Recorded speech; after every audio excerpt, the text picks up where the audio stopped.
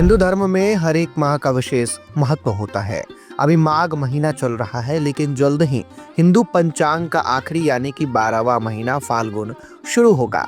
इस माह को फागुन का महीना भी कहते हैं। इस माह में हिंदू धर्म के कई महत्वपूर्ण और बड़े त्योहार पड़ते हैं, जैसे महाशिवरात्रि और होली। अब इसलिए यह माह शिव जी की पूजा अर्चना के लिए बेहद खास माना जाता है। वहीं राधा कृष्ण का प्रिय त्योहार होली भी इसी माह में मनाया जाता है। साथ ही यह माह दान पुण्य के कार्यों के लिए भी शुभ माना जाता है। व्रत त्योहार के अलावा इस माह में शादी, विवाह, मुंडन, गृह प्रवेश समेत मांगलिक कार्यों के आयोजन का भी शुभ समय होता है।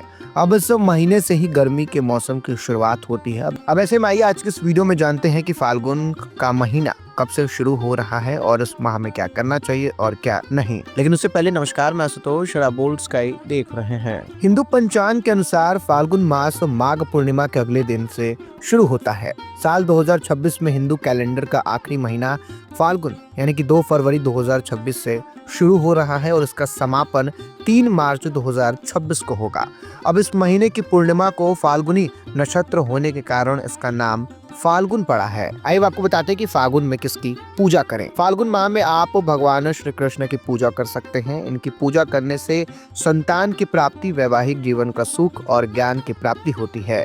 अब इसके अलावा महाशिवरात्रि पर महादेव की आराधना कर सकते हैं। मान्यता है कि चंद्रमा की उत्पत्ति फाल्गुन मास में हुई थी। अब इसी कारण मानसिक शांति और मन की स्थिरता के लिए इस माह चंद्रदेव की आराधना की जाती है। आइए अब आपको बताते हैं कि इस माह में क्या करना चाहिए और क्या नहीं।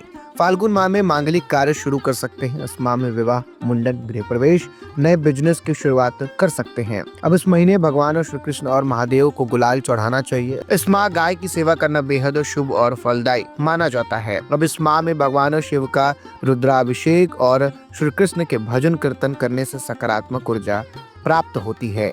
अब धार्मिक मान्यता है कि इस माह में अन्न, वस्त्र, धन और जरूरतमंदों को दी गई सहायता से जीवन में सुख, शांति और समृद्धि आती है। तो अब आपको बताते हैं कि इस माह में क्या नहीं करना चाहिए। हालांकि इस माह में मांस, मदिरा और शराब का सेवन नहीं करना चाहिए। किसी के भी प्रति अपने मन में नकारात्मक विचारों को नहीं लाना चाहिए। पितरों की कृपा पाने के लिए फाल्गुन माह में तर्पण और विशेष दान करना भी शुभ माना गया है। तो दोस्तों, फिलहाल इस वीडियो में इतना ही। आपको ये जानकारी कैसी लगी हमें कमेंट में लिखकर अवश्य बताइएगा।